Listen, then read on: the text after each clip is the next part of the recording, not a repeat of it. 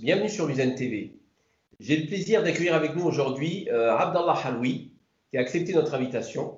Salam alaikum Abdallah. Wa alaykoum salam wa rahmatullahi ta'ala wa barakatuh.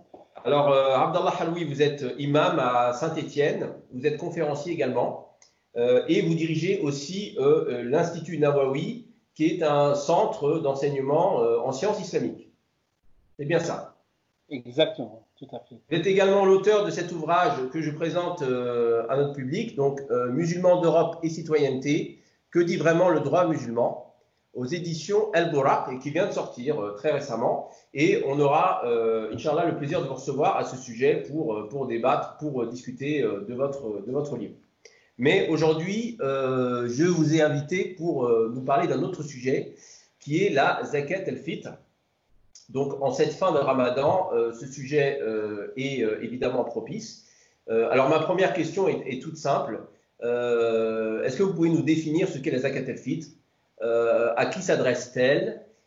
Et comment et quel est le montant de la Zakat el-Fitr? Très bien. بسم الله الرحمن الرحيم وصلى الله وسلم وبارك على سيدنا محمد وعلى آله وصحبه أجمعين. ربي اشرح لي صدري ويسر لي أمري واحلل عقدة من لساني يفقهوا قولي. سبحانك لا علم لنا إلا ما علمتنا إنك أنت العليم الحكيم. Seigneur, ouvre-moi ma poitrine et facilite ma mission. Aidez-nous un nœud en ma langue afin qu'il comprenne mes paroles. Gloire à toi, nous n'avons de science que ce que tu nous as appris. Certes, c'est toi l'omniscient et le sage.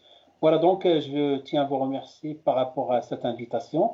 Et pour votre question, donc, il est composé de trois sous-questions, si j'ose dire. Donc, l'objectif, le montant et les ayants droit, si j'ai bien compris.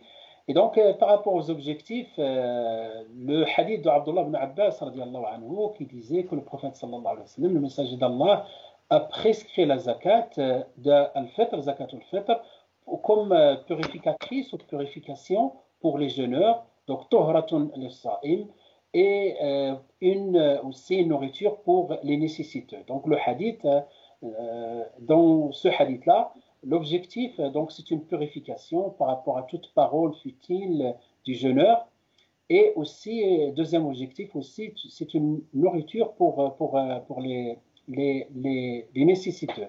Donc un objectif, si on peut dire, un objectif spirituel et un autre objectif qui est social. Et en même temps, le hadith indique pour les nécessiteux. Donc, on va, Inch'Allah, essayer d'exposer cette question-là des ayants droit, Inch'Allah, si vous permettez. Donc, les ayants droit de la zakat, puisqu'on parle de la zakat al-fitr et zakat al-mal, et je pense aussi parmi les éléments que vous avez avancés, c'est la différence entre les deux.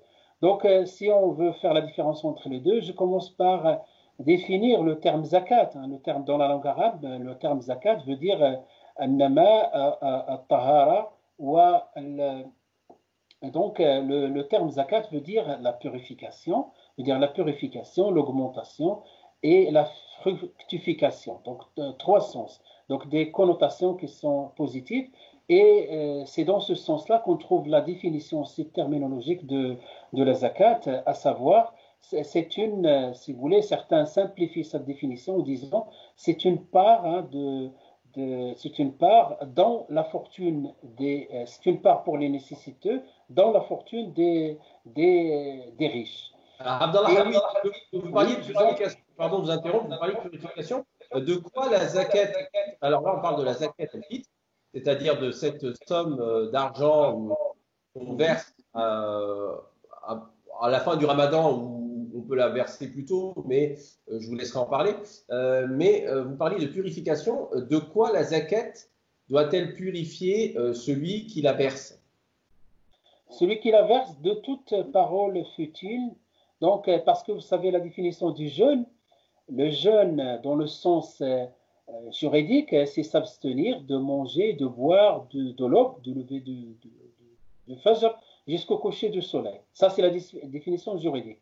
Mais en même temps, le prophète sallallahu alayhi wa sallam a évoqué l'éthique du jeûneur. Donc, l'éthique du jeûneur, donc s'abstenir aussi des mensonges, du faux témoignage, etc. Mais il se peut que la personne, durant son jeûne, il a des paroles, des fois, qui rentrent pas dans le cadre de l'éthique musulmane, ou des fois des paroles futiles.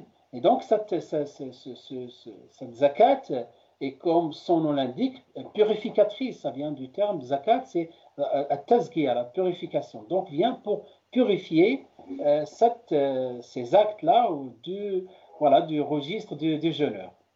D'accord. Elle s'adresse à qui est-ce qu'elle s'adresse... Alors là, on parle toujours de la zakat el-fitr et pas de la zakat el-mal, qui est zakat el-mal, qui est l'un des 5 piliers de l'islam. À qui s'adresse la zakat el-fitr? Elle s'adresse aux pauvres, vous le disiez, à tous les pauvres ou... D'accord. Ben, pour répondre à votre question aussi, la zakat, d'une manière générale, la zakat, lorsque Allah subhanahu wa ta'ala, parce qu'il y a 2 types de zakat. Il y a zakat, la fortune, al-mal, tout ce qui concerne la richesse, et zakat al-fitr, c'est l'abdan, ça concerne les personnes. Et le zakat al-mal est instauré donc, dans le Coran et la Sunna, le Coran et la Sunna. Zakat al-fitr est instauré par la Sunna. Et les ayants droit de la zakat al-mal sont listés dans sourate At-Tawbah plutôt, verset 60, où Allah subhanahu wa ta'ala liste les 8 catégories, donc les ayants droit à la zakat, urudu az-zakat. Et les fuqaha, les différentes écoles, ont posé la question, est-ce que les mêmes ayants droit, puisque le prophète sallallahu alayhi wa sallam a parlé des pauvres, et est-ce qu'on peut comprendre aussi, à la lumière des versets, que zakat al-fitr concerne aussi les 8 catégories? Donc la majorité, oui, parle des 8 catégories, mais ils sont ils privilégient plus les pauvres et les nécessiteux si on reste dans le cadre du hadith que j'ai cité tout à l'heure.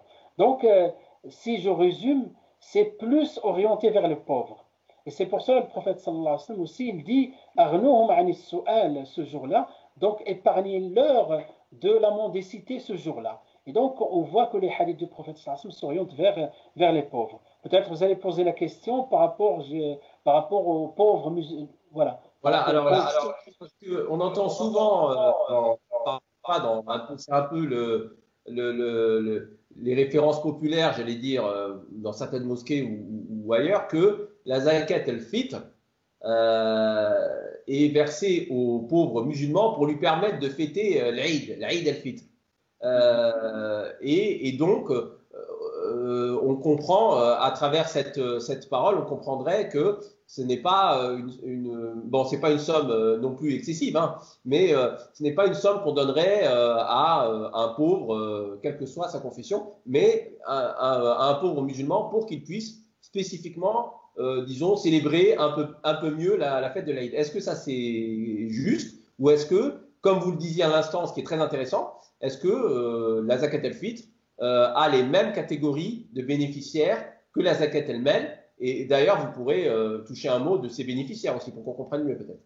Oui, donc les bénéficiaires de la zakat, voilà, pour répondre à votre question, je commence par lister les bénéficiaires de la zakat, les ayants droit. Innama sadaqatu lil-fuqara, donc les fuqara, les pauvres, wal masakin, donc les indigents. Les ulama, ils font donc rapidement qu'est-ce qu'un pauvre. Pour les pauvres, celui qui n'a rien, donc al-ma'doum, comme on dit en arabe.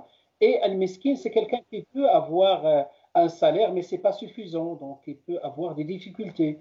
Mais ce n'est pas une pauvreté apparente. Donc le masakin, le fuqara ou le masakin, ou al-amini alayha, ceux qui travaillent, donc ceux qui prouvent que c'est une institution, la zakat, ceux qui travaillent, ou al-mu'allafati qulubum, ceux qui penchent vers l'islam, donc ça c'est 4e catégorie.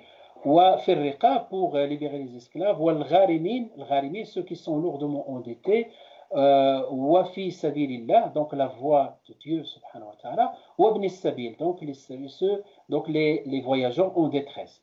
Donc ces ayants droit, ces 8 catégories concernent, donc par rapport au verset, concernent zakat al-mal. Zakat al-fitr, comme je vous ai dit, la majorité des savants parlent de les 8 catégories, mais privilégient les nécessiteux et les pauvres.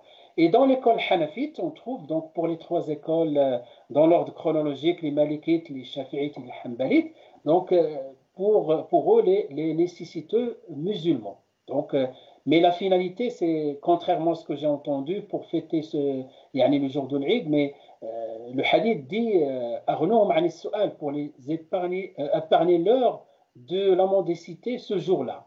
Hein, donc pour au moins avoir le minimum pour la nourriture de la journée.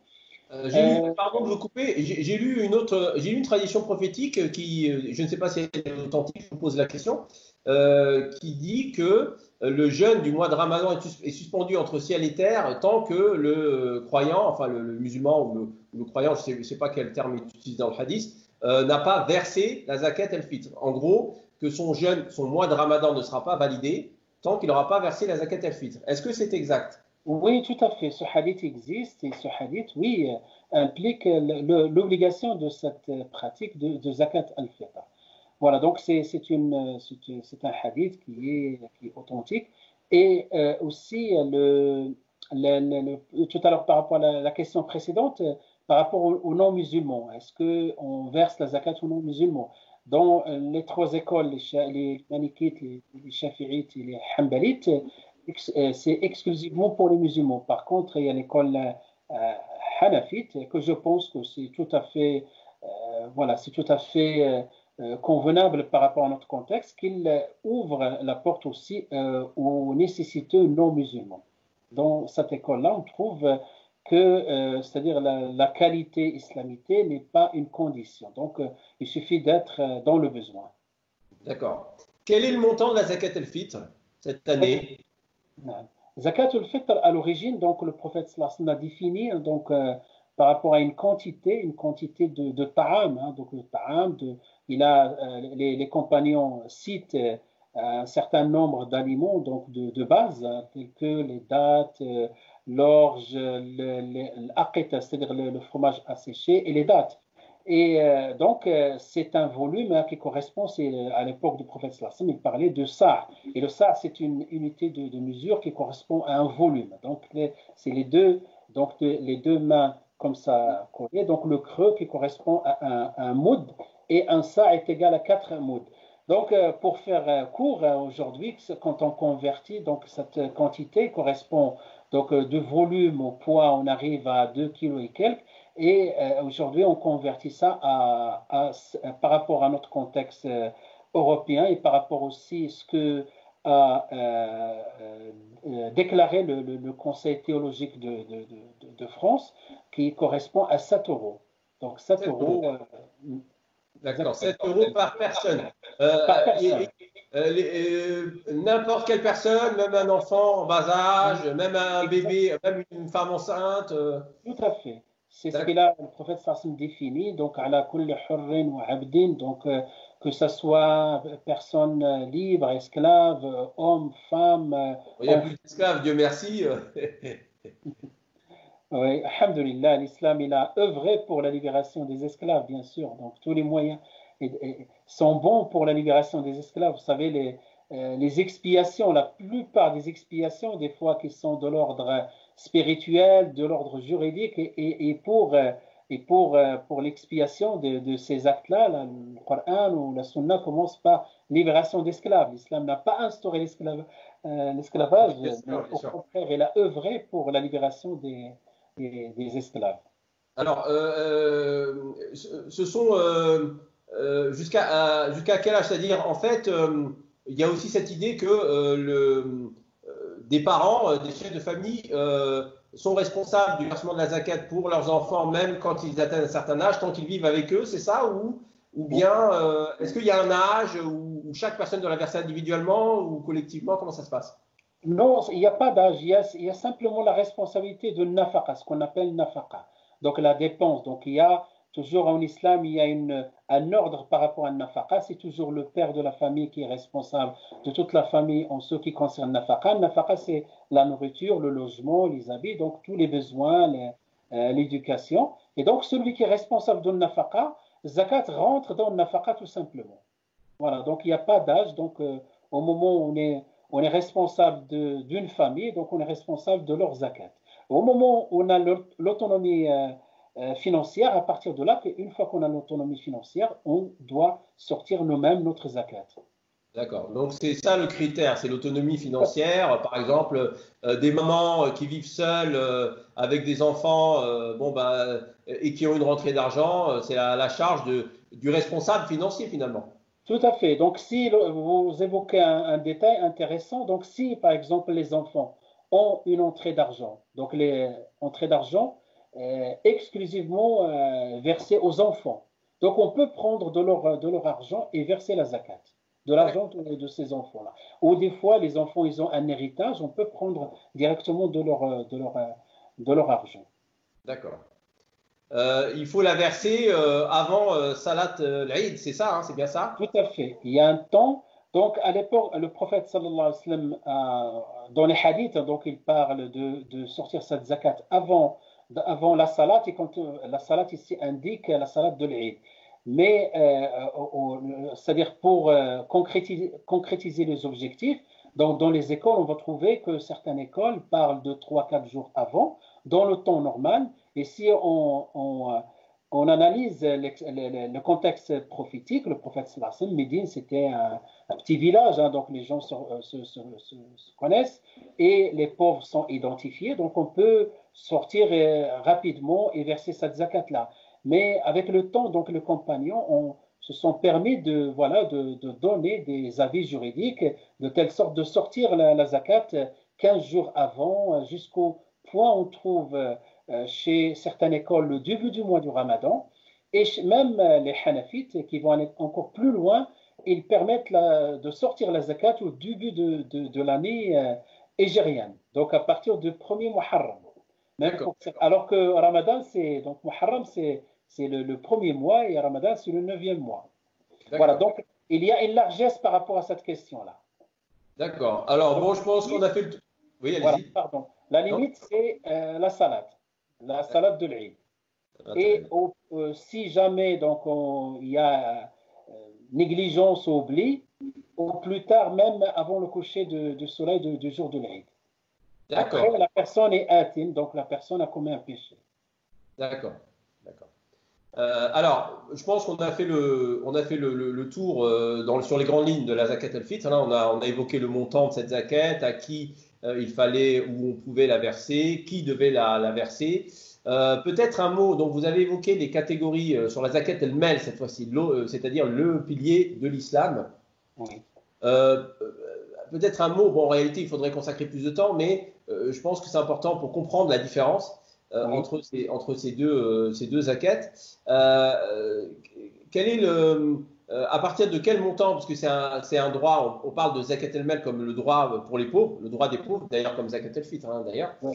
aussi. Mais quelles sont les règles qui gèrent le versement de la zakat el-mal? À partir de quel montant de revenus un couple ou une personne doit-il ou doit-elle verser la zakat elle-même?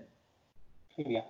Donc, zakat al-mal, il est concerné par deux choses, deux conditions. Donc, la première condition, c'est un nisab, hein, donc le minimum imposable, plus ce qu'on appelle nisab, plus hawalan ou hawl, c'est-à-dire une année égérienne, hein, je précise, une année égérienne qui est de 354 jours exactement. Donc, une année égérienne écoulée après avoir ce nisab. Donc, pour faire simple, donc, je vérifie aujourd'hui, hein, donc le jour J, par rapport au calendrier égérien, j'ai un montant qui correspond à un message que je vais définir par la suite.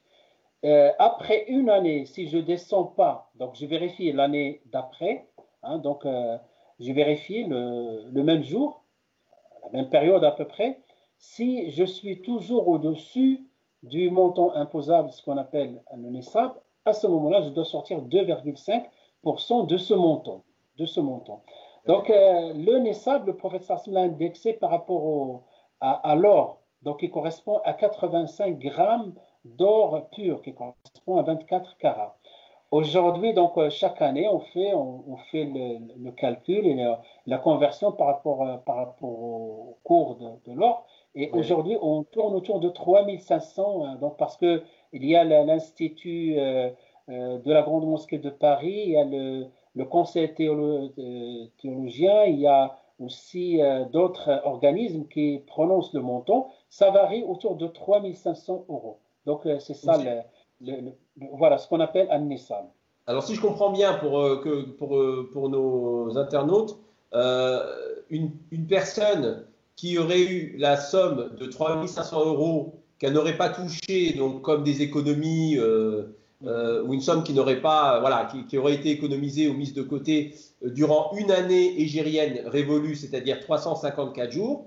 Donc sur ces 3 500 euros, à partir de 3 500 euros, on va dire, en fonction du montant du NISAB, comme vous disiez, c'est-à-dire ce seuil d'imposition, hein, c'est un peu le seuil d'imposition, eh bien cette personne doit retirer 2,5% de ces 3 500 euros pour les verser aux pauvres. Alors vous disiez que c'était indexé sur l'or. Est-ce que c'est le cas pour toutes les écoles juridiques ou je crois que certaines considèrent que ça peut être sur l'argent aussi, non? Sur l'argent, j'ai pas évoqué, c'est vrai, justement, j'ai pas évoqué l'argent parce que l'argent, donc, sa valeur a beaucoup baissé.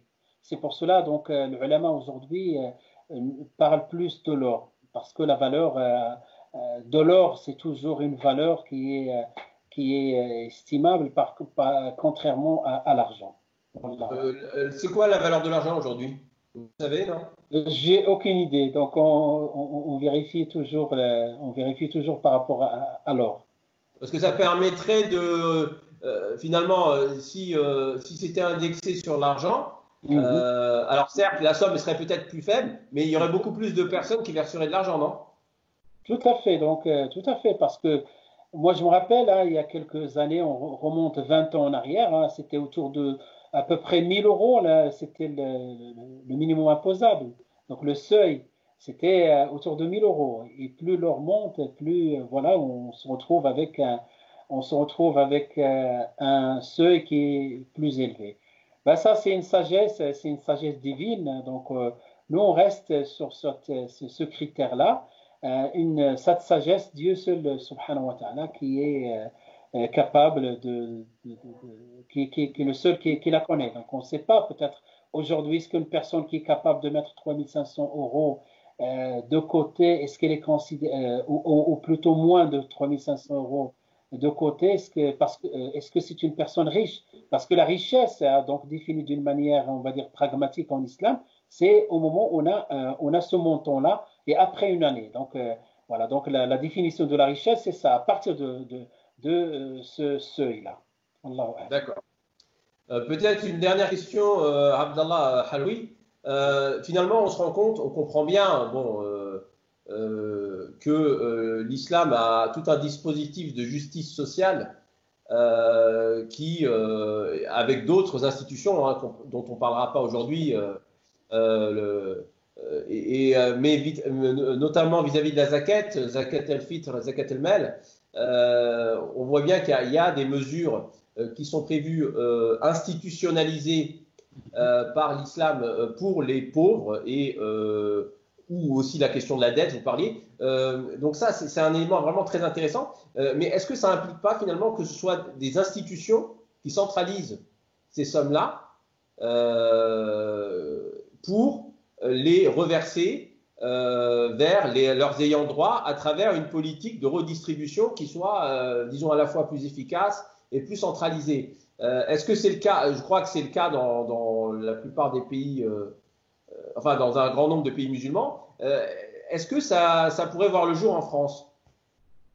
Oui, en France, il y a des institutions, alhamdoulilah, qui commencent à s'organiser, à émerger, donc comme Zakat France, donc comme voilà, donc le terme est donc cette institution associée, c'est-à-dire à son intitulé ce nom-là de Zakat France, donc il existe, son siège il est sur Lyon, et donc alhamdoulilah qui commence à grandir petit à petit. Et le cheikh Mohamed Minta, qui est un personnage célèbre sur notre région, donc qui est le président de cette institution. Il y en a d'autres, mais je les connais moins, je connais plus cette institution. Aujourd'hui, on continue. Il faut centraliser parce que le risque, c'est de voir toutes sortes de personnes qui vont ouvrir des fondations, des Oui. centres de collecte de zakat.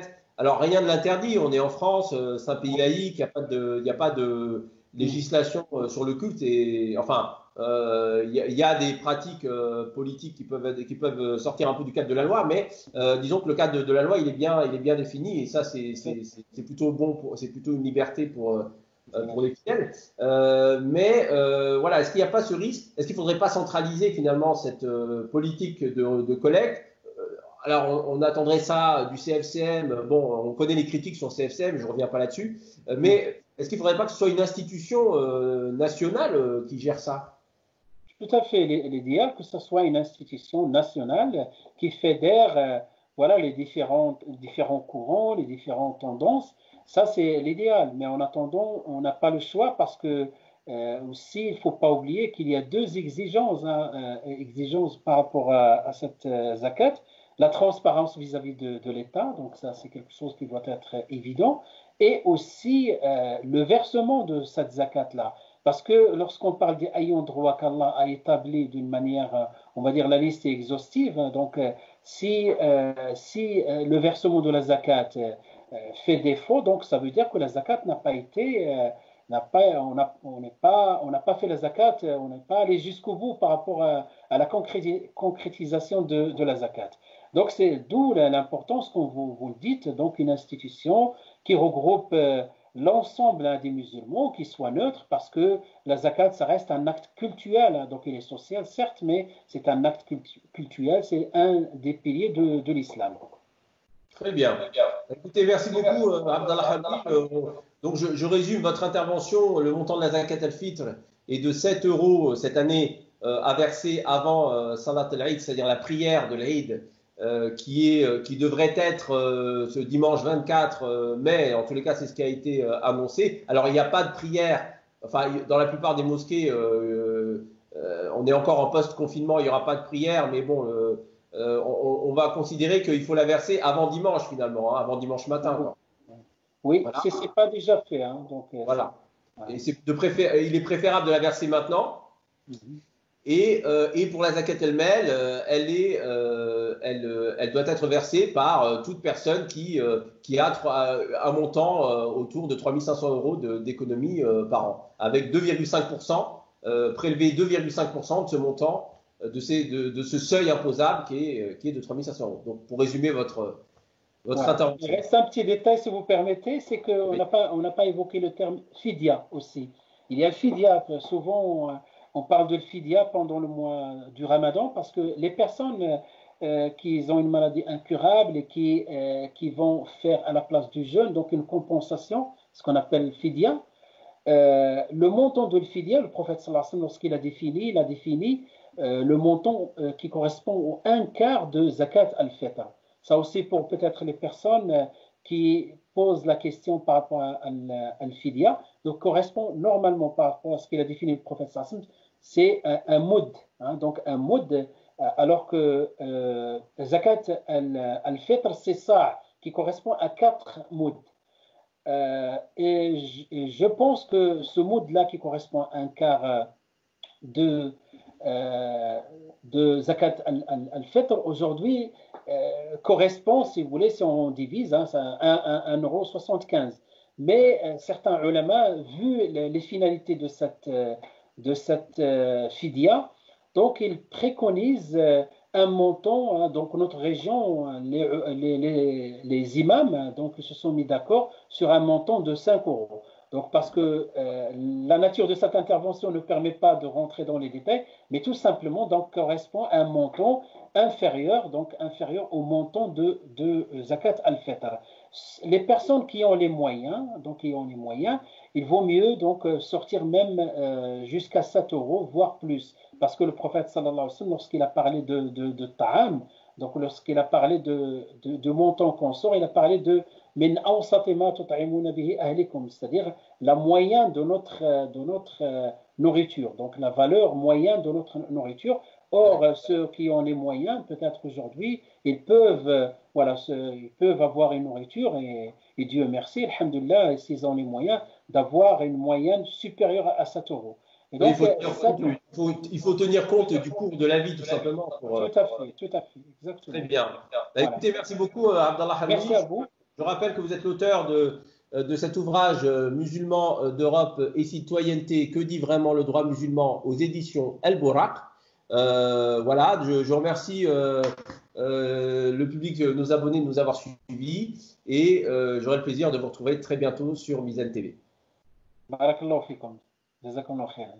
À très bientôt, Inch'Allah. Assalamu alaikum.